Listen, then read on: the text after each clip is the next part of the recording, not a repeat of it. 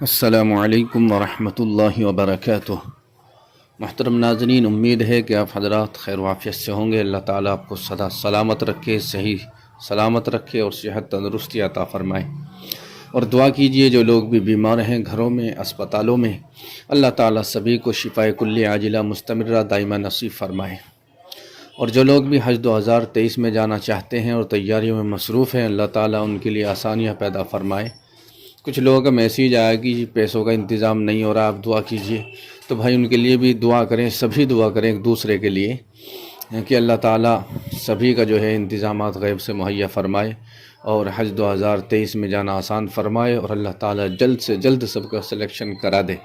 آپ حضرات آمین کہہ سکتے ہیں، کومنٹ میں بھی کہہ سکتے ہیں، ویسے بھی کہہ سکتے ہیں۔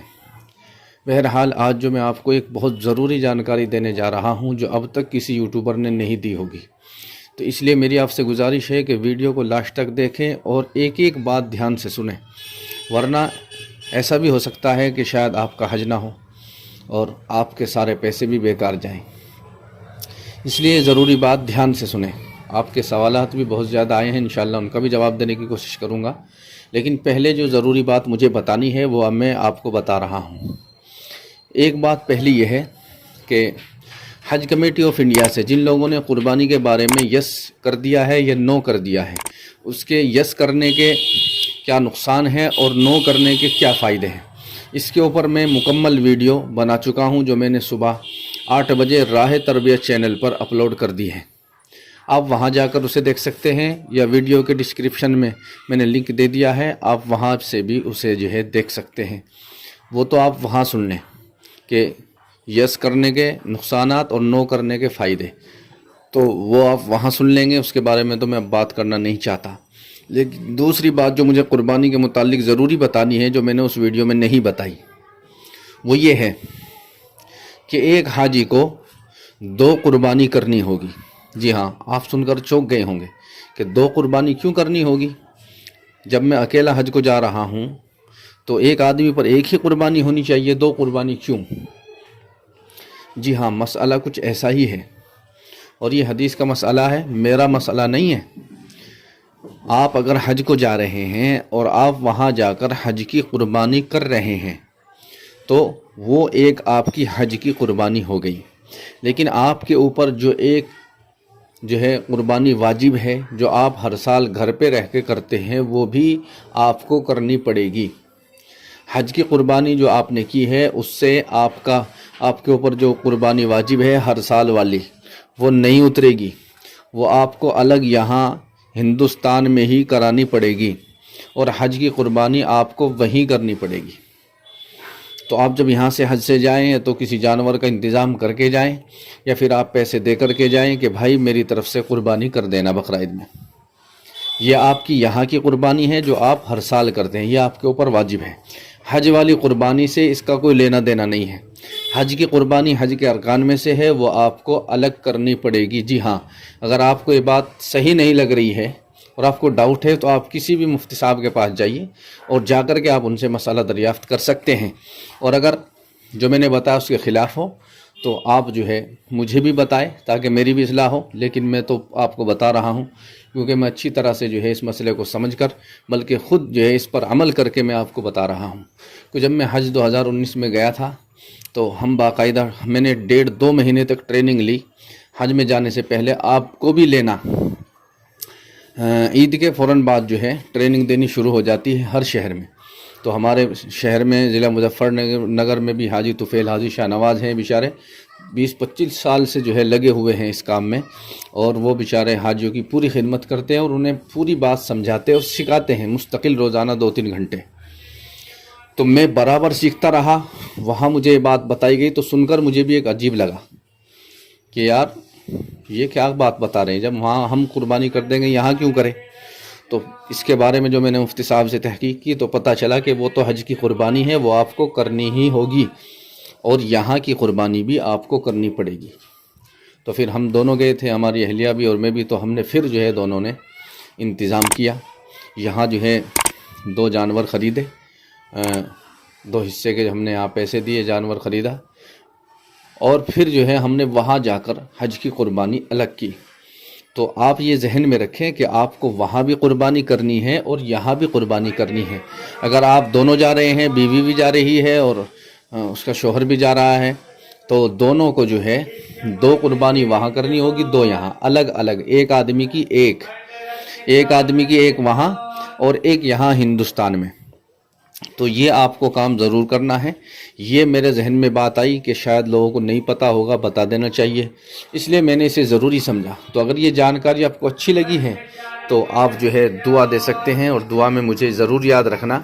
آپ حج میں جائے وہاں بھی یاد رکھنا، یہاں بھی اللہ مجھے بھی بار بار اپنے گھر کی زیارت نصیب فرمائے، اور اللہ تعالیٰ جو ہے مدینے میں مرنا نصیب فرمائے۔ اب جو آپ حضرات کے سوال ہیں، سوال بھی آپ نے ماشاءاللہ بہت اچھے کیے ہیں، انہیں بھی سبھی حضرات سنا کریں، اس سوال سے بھی بڑا فائدہ ہوتا ہے۔ کیا پتہ آپ کا بھی وہی سوال ہو اور آپ کے ذہن میں ابھی تک نہ آیا ہو اور آپ نے نہ پوچھا ہو، تو دوسروں کے سوال کرنے سے بھی اپنا بھی فائدہ ہوتا ہے، دوسروں کا بھی۔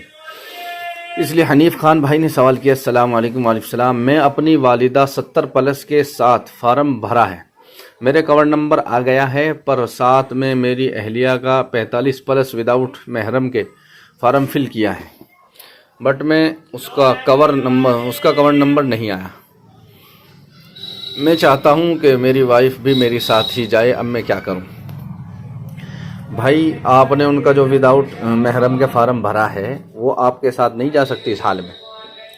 یہ حج کمیٹی آف انڈیا نے الگ سے ان کا وہ بنا دیا ہے، ایک گروپ بنا دیا ہے کہ جو عورتیں ایسی جا رہی ہے جن کے ساتھ میں محرم نہیں ہے، وہ اکیلی جا رہی ہے، تو وہ سب ایک ساتھ ہوں گی اور وہاں ایک بلڈنگ میں انہیں ٹھہرایا جائے گا، ان کا مستقل الگ انتظام کیا جائے گا۔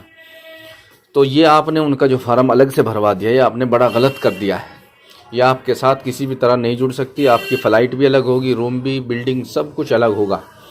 اس لیے اگر آپ چاہتے ہیں کہ یہ ہمارے ہی ساتھ جڑ جائے تو آپ کا کور نمبر بھی آ گیا، تو اب کور نمبر آنے کے بعد میں ایڈٹ کا جو آپشن ہے وہ ویب سائٹ سے ہٹا دیا جاتا ہے، اس لیے آپ اسے ایڈ بھی نہیں کر سکتے۔ تو اب تو آپ کو جو ہے حج کمیٹی حج ہاؤس میں جانا چاہیے اور وہاں جا کر ان سے درخواست کرنی چاہیے کہ جی اس طرح معاملہ ہے، میں اسے جوڑنا چاہتا ہوں، تو وہ آپ کا مسئلہ بالکل حل کر دیں گے۔ دوسرا راستہ یہ ہے کہ آپ جو ہے اپنی آئی ڈی کو لاگ ان کر کے، اور اس میں جو ہے اگر گروپ ڈیلیٹ کا آپشن آ رہا ہو تو آپ گروپ ڈیلیٹ کر کے دوبارہ سے اپلائی کریں، تو ساتھ میں جو ہے اپنی بیوی کو بھی جوڑیں اور 70+ والوں کو بھی جوڑیں اور خود بھی اس میں جوڑیں، 3 آدمیوں کا آپ کا ایک گروپ ہو جائے گا اور آپ انشاءاللہ سارے ایک ساتھ چلے جائیں گے۔ اسی طرح سے اقبال شیخ ہیں، انہوں نے کہا السلام علیکم وعلیکم السلام ورحمۃ اللہ وبرکاتہ۔ We can cooking in Aziziyah نوٹ مکہ مدینہ۔ بھائی اس سال کیٹاگری جو ہے وہ عزیزیہ ہی ہے، عزیزیہ کے علاوہ دوسری کیٹاگری کو، گرین کیٹاگری کو ختم کر دیا گیا ہے، اور آپ جو ہے عزیزیہ کیٹاگری میں کھانا بنا سکتے ہیں۔ اس کے اوپر بھی مکمل ویڈیو بنا چکا ہوں، راہ تربیت چینل پر جا کر آپ دیکھ سکتے ہیں۔ مکے میں کھانا بنا سکتے ہیں، نہیں بنا سکتے، وہ پوری ڈیٹیل میں نے اس میں بتا دی ہے، باقی مدینے میں آپ کھانا نہیں بنا سکتے۔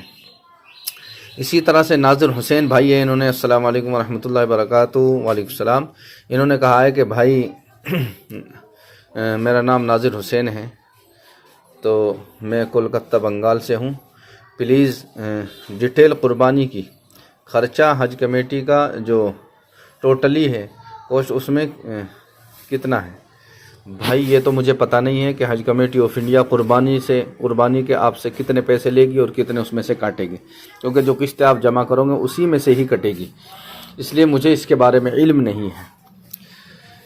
اسی طرح سے پلیز سید نسرین بہن نے کہا ہے کہ پلیز ویڈیو بنا کے اپلوڈ کرنا، ہیئر آئل بھی لگا سکتے ہیں کیا؟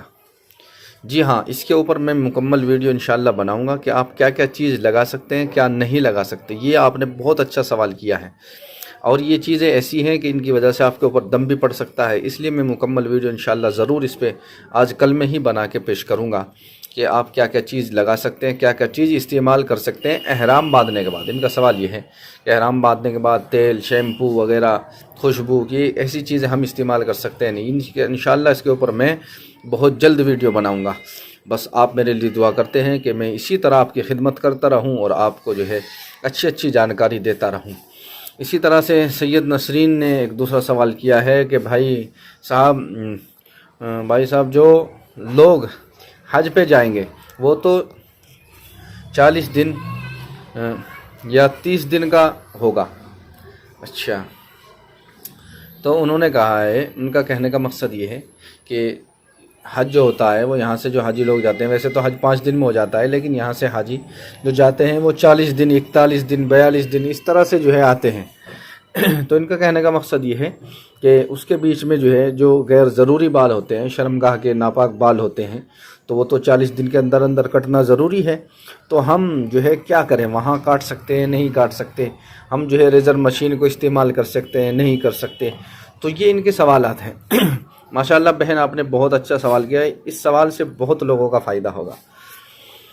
देखो भाई, नसरीन बहन भी सुने और सभी सुने, 40 दिन से पहले पहले आपको गैर ज़रूरी बाल काटना ज़रूरी है, वरना आपकी नमाज भी मकरूह हो जाएगी।